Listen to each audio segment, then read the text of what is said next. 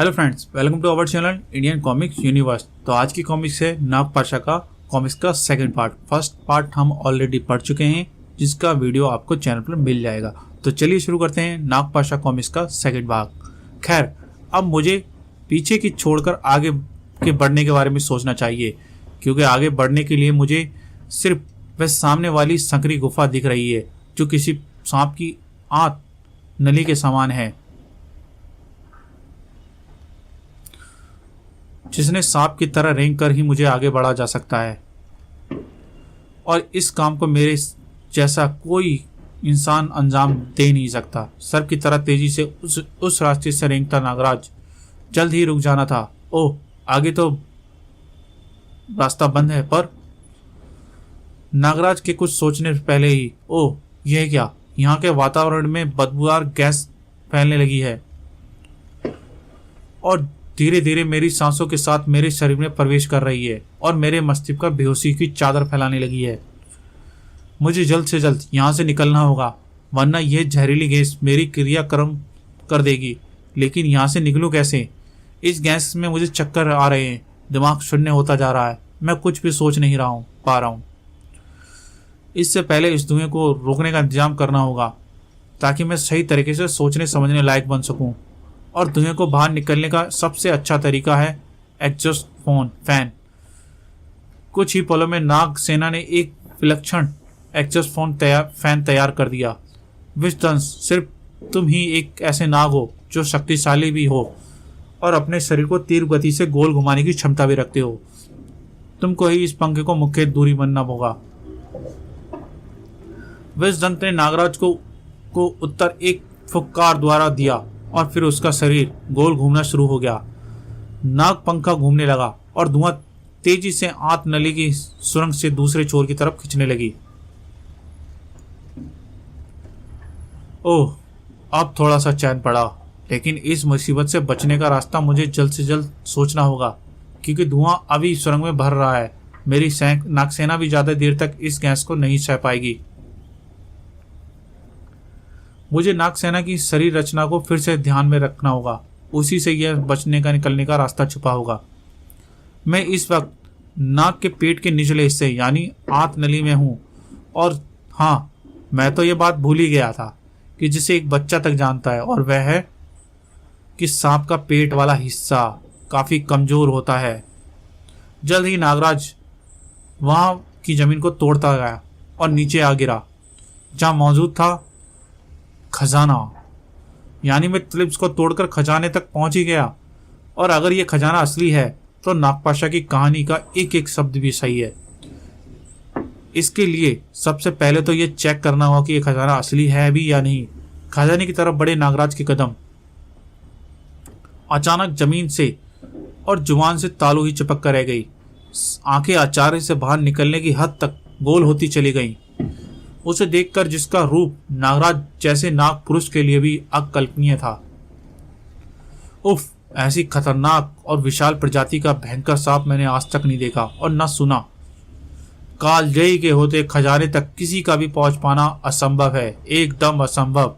उसके फुकारने के उस स्थान पर जर्रा जर्रा गूंज उठा। असंभव को संभव बनाता है यहाँ पहुंचा हूं मैं, इसलिए ऐसे ही संभव बनाकर ही दम लेता हूं। कालों तक जीतने वाले कालजे को रास्ते से हटाने की सोचता है मूर्ख नागराज, और तुझे इस मूर्खता की कड़ी से कड़ी सजा मिलनी चाहिए। पड़ाक! एक ही बार में नागराज को कालजे की शक्ति का अंदाजा हो गया। ओह, यह तो बला की शक्ति का धारक सर्प है। इसकी चपेट से मुझे बचना होगा, वरना यह मुझे चटनी की तरह पीस देगा। बचने के साथ ही नागराज ने मुझे अपने सर्प सैनिक से इसे बंदी बनाकर बेबस करने का भी काम करते रहना चाहिए। नागराज के हाथों से निकलकर कालजे के फन से बुरी तरह से लिपट गए सैकड़ों सर्प, लेकिन एक पल भी वहां ना रह पाए, क्योंकि दूसरे पल ये छोटे छोटे मासूम सपोले कालजे को बंदी बनाने के लिए कहां सफल हो पाएंगे। नागराज, मुझे बंदी बनाना है तो वह सर्प ला, ऐसे उफ, या फिर ऐसे उफ। अपने शरीर पर तेज नेजे धारण की यह अद्भुत सर्प अगर मेरे शरीर को छू भी गए तो मुझे काट कर रख देंगे। लेकिन इस छोटी और तंग जगह पर कालिए के मुंह से उगलते कातिल सर्पों से बचूं तो कैसे? एक ही तरीका है और वह है यह। अब ये जो भी करें मगर मुझे नुकसान नहीं पहुंचा सकते, क्योंकि अब मैं इसे खत्म कर सकता हूं। मुझे इसके शरीर को काटकर अपने शरीर का वह घातक विष इसके शरीर में पहुंचाना होगा जो किसी भी प्राणी को पल भर में ही मोम की तरह पिघला देता। अब यह भी पिघलेगा। अगले पल नागराज को हैरान कर देने वाले थे, क्योंकि उन पलों में वह जो हो गया जो आज से पहले कभी नहीं हुआ। हे मेरे भयंकर विष ने इसका बाल भी बाका नहीं किया। मेरा ये गुमान चूर चूर हो गया कि मेरा जहर विश्व का हर प्राणी को पिघला सकता है। उफ, ये क्या चमत्कार है। नागराज आंखें फाड़े उस चमत्कार को देखता रह गया, जबकि कालिए ने अद्भुत ढंग से अपनी पीछे से उठकर उसके शरीर से लिपेट दी और फिर तड़ाक। इतनी तेज पटकी के बाद भला नागराज की आंखों के सामने अंधेरा कैसे न छाता। उसकी अंधियारी आंखों को कुछ पल के लिए ही देखना बंद हो गया। वह कालिए जो उसे मौत का पैगाम लेकर उसकी तरफ बढ़ रहा था, जिसकी सांसें सामने का दृश्य देखकर थम गईं। ओह, नागराज कालिए का शिकार बनाने जा रहा है। अब वह कालिए से नहीं बच सकता। मुझे तुरंत ही खजाने का ख्याल छोड़कर यहां से भाग जा लेना चाहिए, क्योंकि नागराज के बाद कालिए का निशाना मैं हो जाऊंगा। ठहर ठहर, अभी देख, कालिए नागराज के मारने की बजाय कुछ और ही कर रहा है। जूते उतार रहा है वह नागराज के, पर क्यों? कालिए की हरकत ने जवाब तुरंत ही नागपाशा को सुझाया। वह नागराज के तलवों में कोई पहचान चिन्ह ढूंढ रहा है, जिससे वह नागराज के पक्के तौर से पहचान कर ले।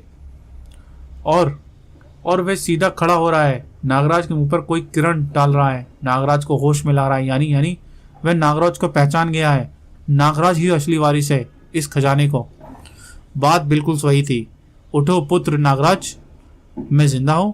आपने मुझे मारा नहीं, पर क्यों? क्योंकि तुम्हारी मेरी लड़ाई एक नाटक मात्र थी। मैं चाहता तो तुमको एक पल में भस्म कर सकता था, परंतु मेरा उद्देश्य तुमको बेहोश करके तुम्हारे तलवों में एक सूक्ष्म सर्प चिन्ह देखना मात्र था। वे सर्प चिन्ह तुम्हारी तलवों पर मौजूद है, इसलिए तुम ही इस राजघराने के वंशज और खजाने के असली वारिस हो। अब अपना खजाना संभालो और मुझे विदा भी दो।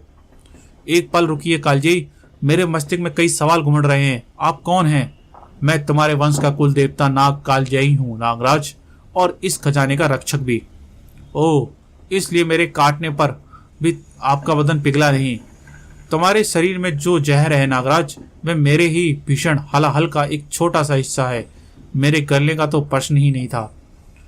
वह तो मैंने अपनी विष ग्रंथि को दबा लिया, वरना मुझे काटने के बाद तुम पिघल जाते। अब मैं चलता हूँ, लेकिन मेरे जाने से पहले तुमको एक उपहार देके जाना चाहता हूँ। मैं अपने शरीर में वास करने वाले अति विशिष्ट नागफनी सर्पों को तुम्हारे शरीर में प्रविष्ट करा देता हूँ। इन सर्पों के अंदर कई खूबियां हैं जो तुमको धीरे धीरे अपने आप पता चल जाएंगी। अब अपना खजाना संभालो और मुझे विदा दो। विदा नागराज। कुल देवता कालजीत लुप्त हो गए।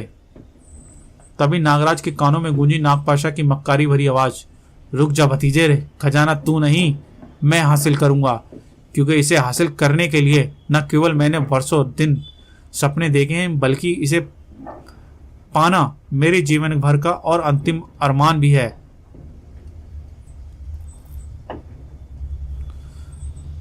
अब मुझे शक तो पहले से ही हो रहा था। तुम्हारे शब्दों से अति षड्यंत्र की बू उस शक को और पक्का कर दिया नागपाशा। अब तो मुझे भी शक हो रहा है कि तुम मेरे चाचा हो भी या नहीं। चाचा, इतना घोर अविश्वास। मैं इतना झूठा नहीं बोलता ना भतीजे। तो तेरा चाचा ही, पर मेरा इरादा तुझे ये खजाना सौंपने का नहीं था। इस बारे में तुझसे झूठ ही बोला था। दरअसल मेरा इरादा तुम्हारे जरिए इस खजाने तक पहुंचना, और वह मैंने कर लिया। अब तेरी जिंदगी का मकसद पूरा हो चुका है भतीजे। तेरी जिंदगी को अब मैं यहीं खत्म कर देता हूँ।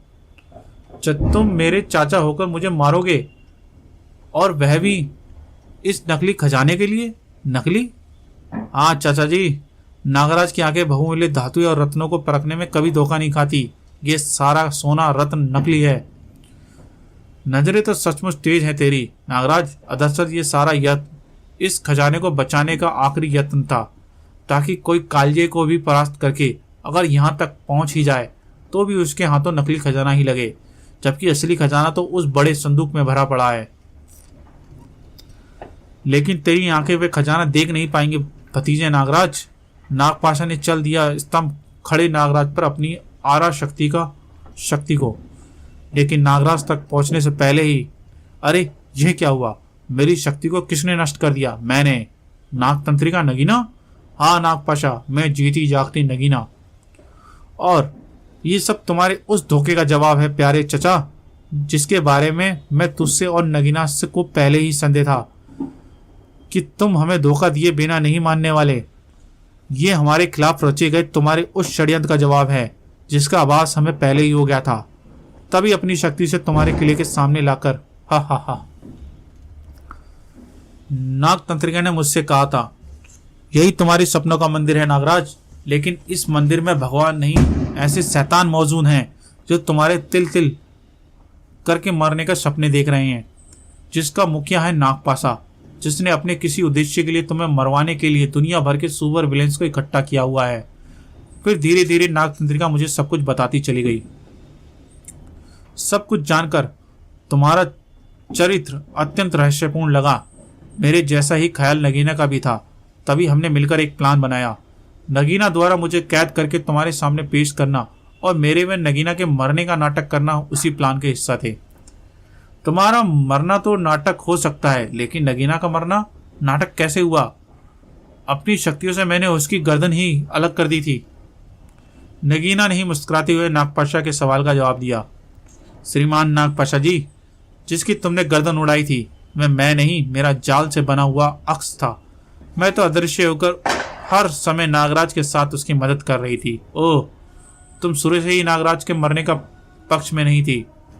नहीं, क्योंकि नागराज से पिछली बार हारने के बाद मैंने पूरे काम न करने की सौगंध उठा ली थी और अच्छे काम करते हुए नागराज का साथ देने का प्रण भी लिया था।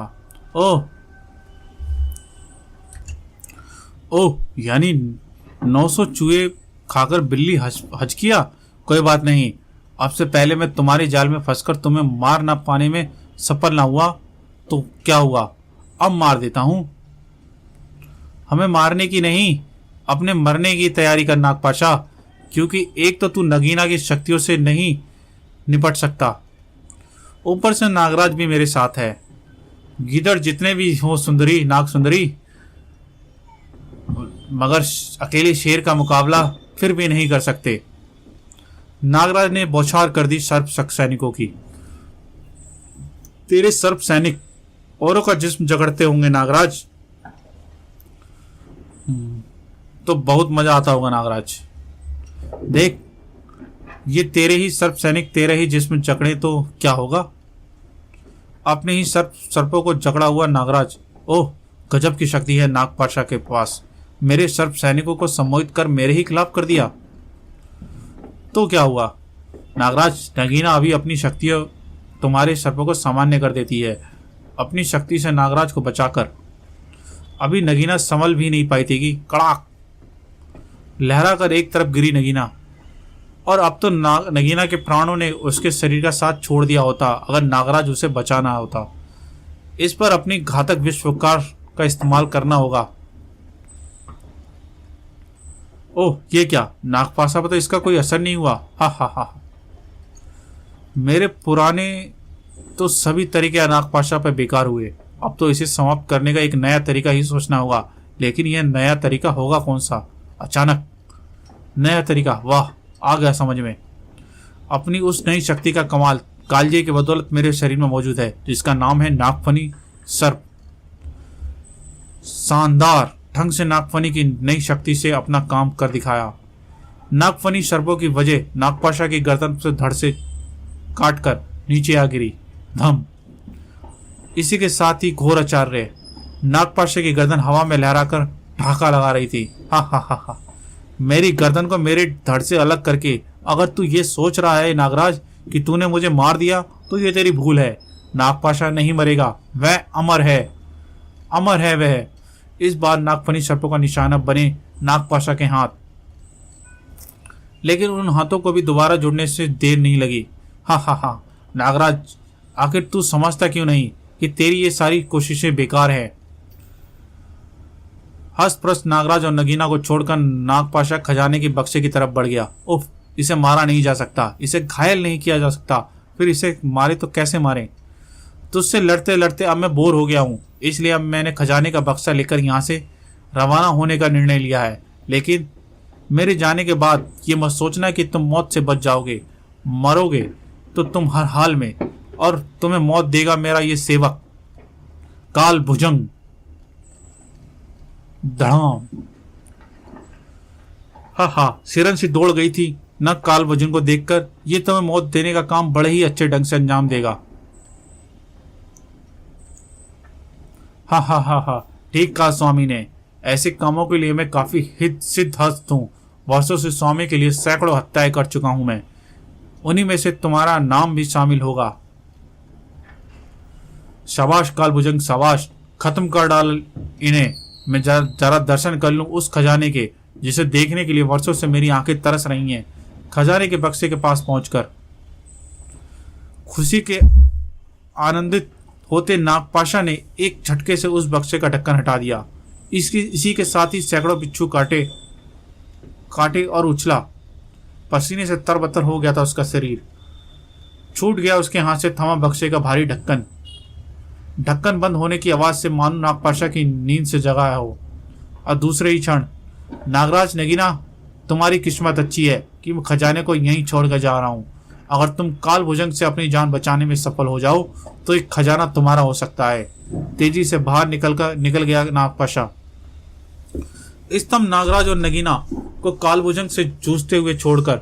समझ में नहीं आया नगीना कि जिस खजाने के लिए नागपाशा को इतना सब कुछ किया वह उसे यूं ही छोड़कर क्यों भाग गया। हैरान मैं भी हूं, लेकिन फिलहाल इस मुसीबत से छुटकारा पाने की सोचा नागराज।